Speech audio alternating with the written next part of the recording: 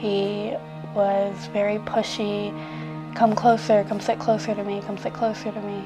And I was like, no, like I'm not comfortable, like I don't want to. Then started, undress, undress, no. And at that point, it was obvious that he didn't like my answer very much and kind of took over the scenario. I was then assaulted at the end of the act. He looked at me and he was like, I hope you're on birth control.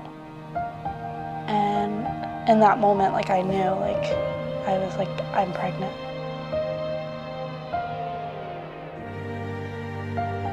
Eventually, I got home. I didn't say anything to my parents. I kind of just kept it quiet. I was 17 when this happened. And then I was 18 at the time of birth.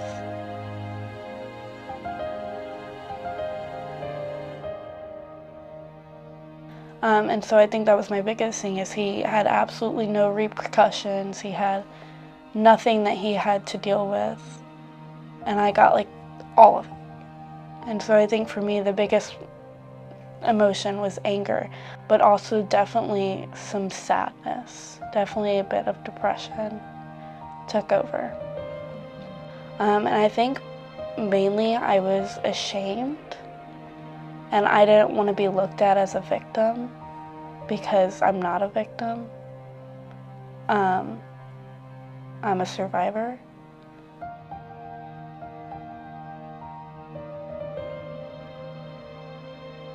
And they did the ultrasound, and I remember just kind of looking and not feeling anything, not feeling any kind of connect. I was numb, I would say. I definitely was just disengaged. And I remember thinking, this could all just go away in the blink of an eye.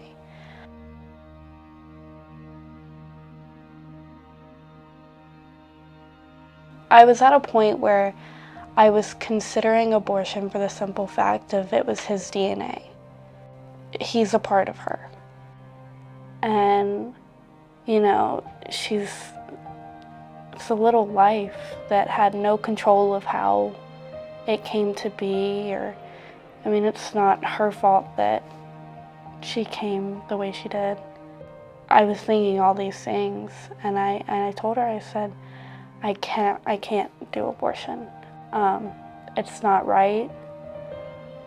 I believe in, God, and I believe that he does everything for a reason, and it might not be the easiest thing to do, and it's definitely going to take a lot of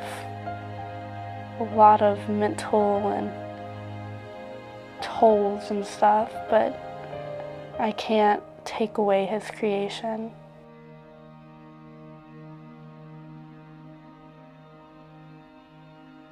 My entire pregnancy, I really didn't tell much of anyone, aside from my really close friends and family.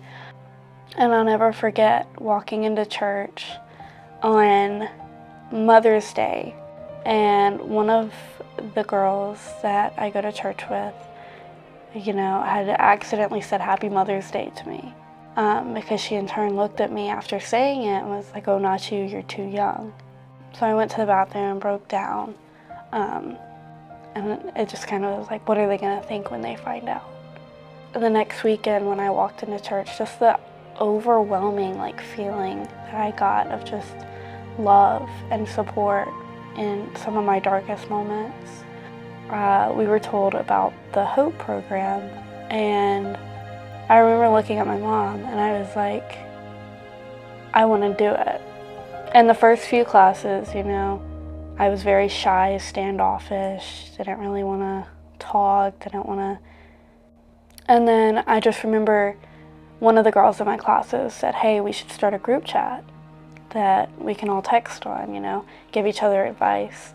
And I've never felt more welcomed by a group of women than I did with the girls that I was in the HOPE class with. Salem pregnancy definitely was one of the best things that could have happened to me in my situation, and giving me resources to use for financial help, giving me resources for mental support, just overall amazing people. And so my counselor at Salem Pregnancy was Miss Ayana. She was leading all of the Hope classes that I was in, and I would come every month to do my little shopping, which was definitely very fun. And I would have meetings with Miss Ayana, and definitely helped take my mind off a lot of things. And she just has this bubbly personality that literally could light up a room.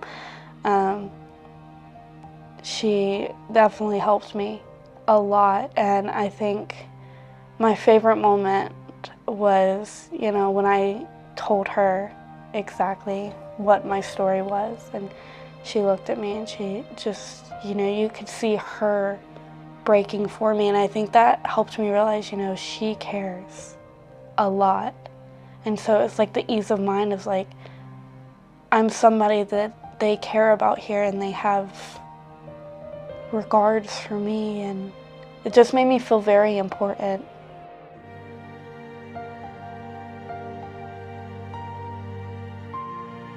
And then I'll never forget, 11:57 p.m. on the dot, I get a phone call, and I already know. I was like, it's time.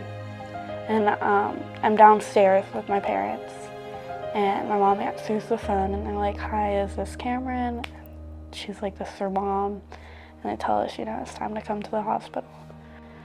I remember going upstairs to get my bags that I had already packed.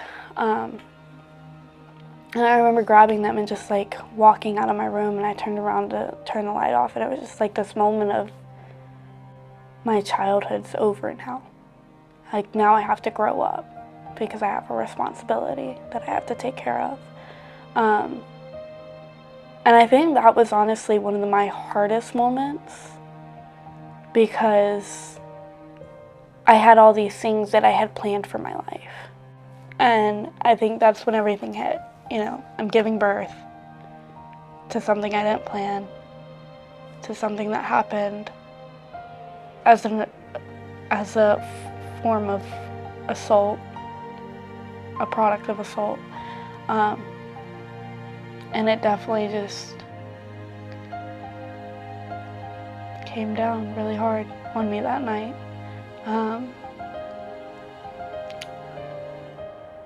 And then again, when they told me that it was time to push, I broke down. I was completely just, I don't want to do it. I can't do it. I was scared. You don't know anything really. Sorry.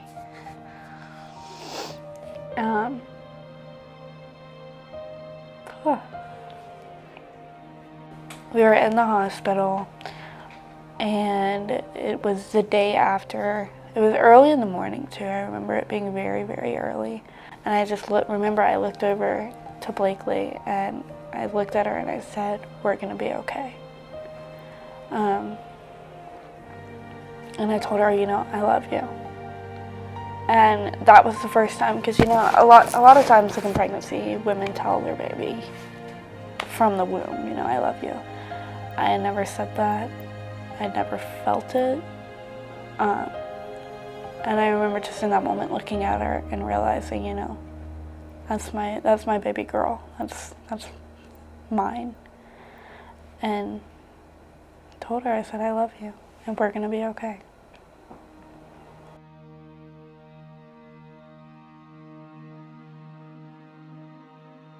For the longest time, I wanted to do a 4-year college, and I wanted to start a family on my own and get married before having kids and all that kind of stuff.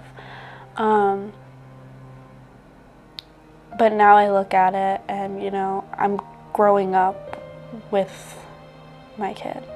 And, I'm growing a best friend with it. And I wouldn't trade it for the world. So, I am going to go back to school, not a 4-year, but I'm going to go to school. I'm going to get a job and, just take care of her the best I can.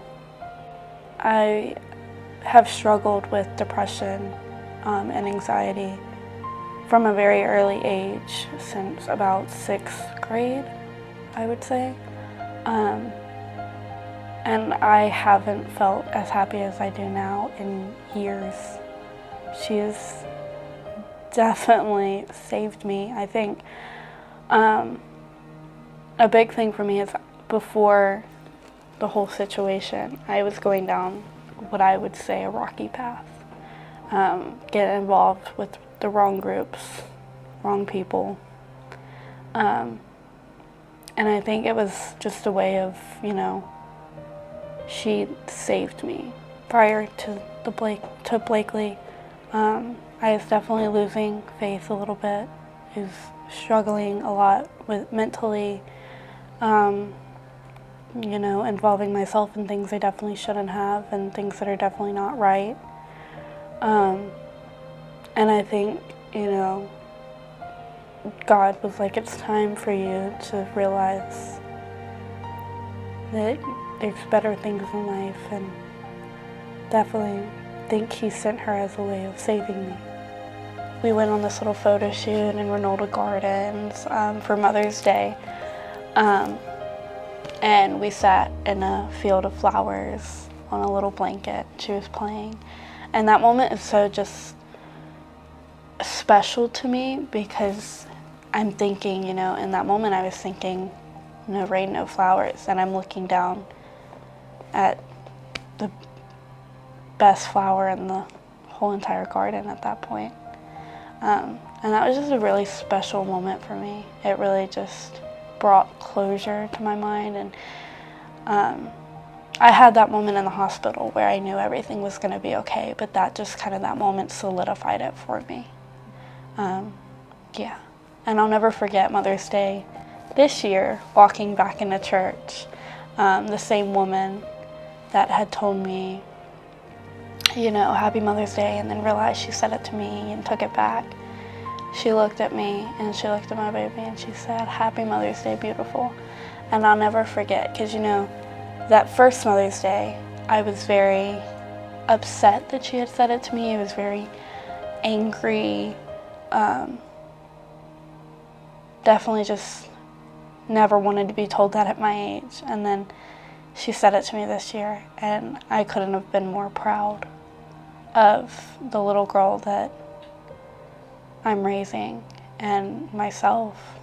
Through all of this, I've kind of found my strength, grown to love myself before anything else, love my little girl. I've found a stronger connection with God than I've ever had in my entire life. I've definitely found a happier side of myself that I think I was missing for a very long time.